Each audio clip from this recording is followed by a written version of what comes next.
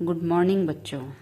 मैं सविता गुप्ता आज कक्षा 5 के बच्चों को परिवेश का पाठ 2 मेरा परिवार मेरी प्रेरणा ये पाठ पढ़ाऊंगी। सारे बच्चे ध्यान से सुनेंगे और जहाँ जहाँ मैं कर्सर लेके आ रही हूँ वहाँ पर उंगली रखकर पढ़ेंगे। तो चलिए आइए शुरू करते हैं। मेरा परिवार मेरी प्रेरणा। मैं स्कूल से खुश होकर लौट रही थी। पर्यावरण संरक्षण पर सबसे अच्छा लेख मेरा था। संरक्षण समझते हैं आप? बचाना, किसी चीज को सुरक्षित करके रखना। पर्यावरण संरक्षण पर सबसे अच्छा लेख मेरा था। मैं घर पर 2 लोगों को अपनी यह बात सबसे पहले बताना चाहती थी। अब वो 2 लोग कौन थे? एक नानी और दूसरे मेरे भैया। वे दोनों मेरी बातों में सबसे ज्यादा खुश होते हैं, तो हम भी पहले बात उनको बताना चाहते हैं ना, जो बात हमारी सुन के खुश होते हैं। तो मैं घर पर ये बात सबसे पहले अपनी नानी और अपने भैया को बताना चाहती थी। मेरी नानी मेरे बारे में सुनने को हमेशा उत्सुक रहती हैं। भैया से मुझे हमेशा प्रेरणा मिलती है। नानी के घर में उनकी देखभाल करने वाला कोई नहीं है। भैया की बात मानकर नानी अब हमारे साथ ही रहती हैं। नानी की उम्र ज्यादा है, वह ऊंचा सुनती है और उन्हें दिखता भी कम है। रोज सुबह पापा उनको अखबार जोर जोर से पढ़कर सुनाते हैं। इस उम्र में भी नानी तरह तरह के पकवान बनाती हैं। वो बाटी चोखा भी बहुत अच्छा बनाती हैं। बाटी चोखा समझते हो ना आप लोग? खाते हो मजे ले लेकर? माँ ने उन्हीं से बनाना सीखा। मैं आज भी नानी से पकवानों को बनाने के बारे में पूछती रहती हूँ। नानी और हम सब साथ मिलकर मजे से रहते हैं। तो सोचो बच्चों जरा, जब कोई व्यक्ति बूढ़ा हो जाता है तो उसे क्या क्या तकलीफ होती होगी। उसको चलने में दिक्कत होती है, उसको देखने में दिक्कत होती है, बोलने में भी परेशानी हो जाती है, खाने में भी दिक्कत हो जाती है। चलिए आगे शुरू करते हैं। मेरे भैया किशन संगीत सिखाते हैं। बच्चे उनकी बहुत इज्जत करते हैं। भैया को संगीत सुनने, दोस्तों के साथ घूमने और बातें करने का बहुत शौक है। भैया को दिखता नहीं है, फिर भी वे अपना काम खुद करते हैं। तो हमें पाठ में जाके पता लगा कि भैया को दिखाई नहीं देता है। जब कभी उनको मदद की जरूरत होती है तो हम सब उनकी मदद करते हैं। भैया को पढ़ने का बहुत शौक है। भैया ने शहर जाकर संगीत सीखा। अब वह गांव में रहकर बच्चों को संगीत सिखाते हैं। विद्यालय के 26 जनवरी के कार्यक्रम को तैयार करने में भी भैया ने सहयोग दिया। जब भी वह घर के बाहर जाते हैं तब वह एक सफेद छड़ी ले जाते हैं। सफेद छड़ी जिससे जो लोग देख नहीं पाते उनको चलने के लिए छड़ी दी जाती है, जिससे वो जो छड़ी बंद हो जाती है और खुल जाती है। तो भैया जब भी कहीं बाहर जाते हैं उस छड़ी को साथ लेकर जाते हैं। तो जिन लोगों को दिखाई नहीं देता हम उनकी सहायता बताओ कैसे कैसे कर सकते हैं।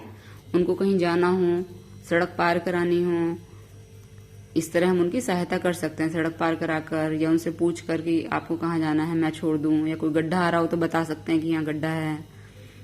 आप लोगों के परिवार में भी क्या कोई ऐसा है जो देख नहीं सकता?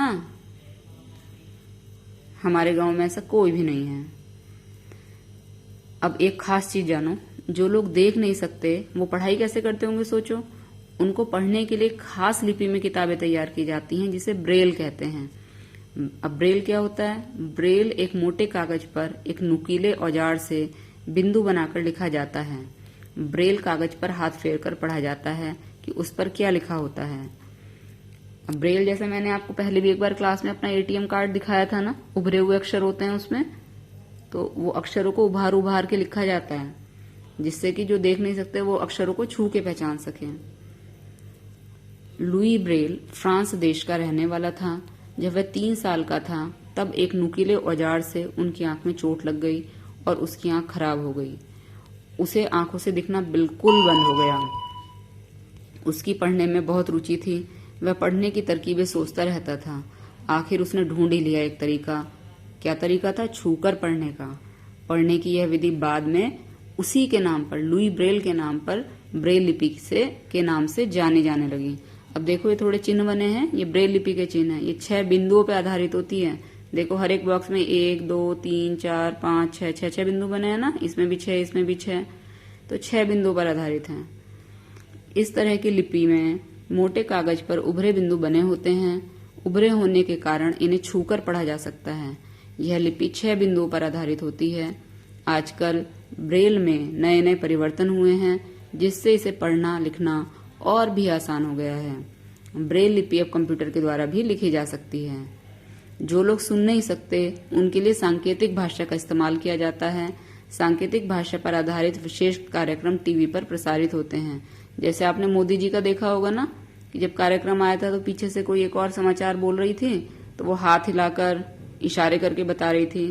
तो वो ऐसे लोगों के लिए होता है जो जिनको सुनाई नहीं देता।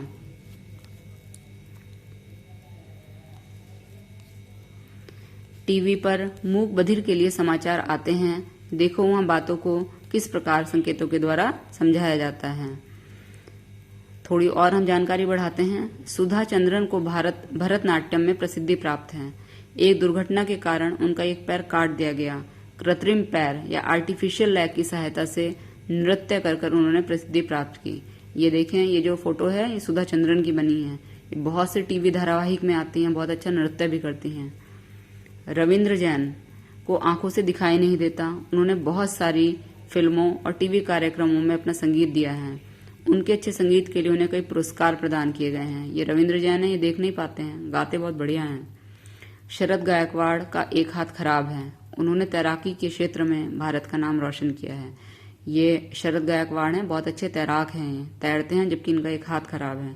तो बच्चों, ऐसा नहीं है कि हमारे पास अगर कोई अंग नहीं है तो फिर हम अपने अंदर हीन भावना पाल लें। हम तब भी अगर हमारे अंदर इच्छा शक्ति है तो हम बहुत सर्वश्रेष्ठ कर सकते हैं।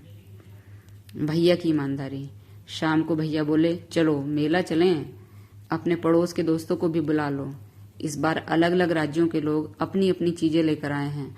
भैया ने मेला घुमाया, हमने बहुत कुछ खाया पिया। मुंबई की भेलपुरी भी खाई। भेलपुरी वाले ने गलती से 6 की जगह 5 ही लोगों के पैसे लिए।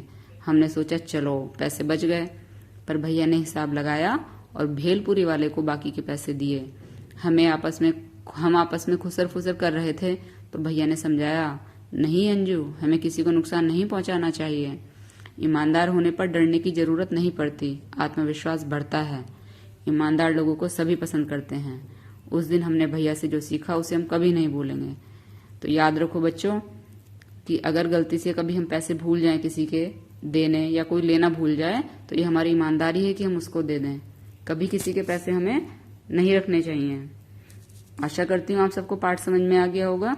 बैठ के ध्यान से फिर भी एक बार दोबारा से पढ़ें। अगले परिवेश के टर्न में हम इसके प्रश्नोत्तर करेंगे। धन्यवाद।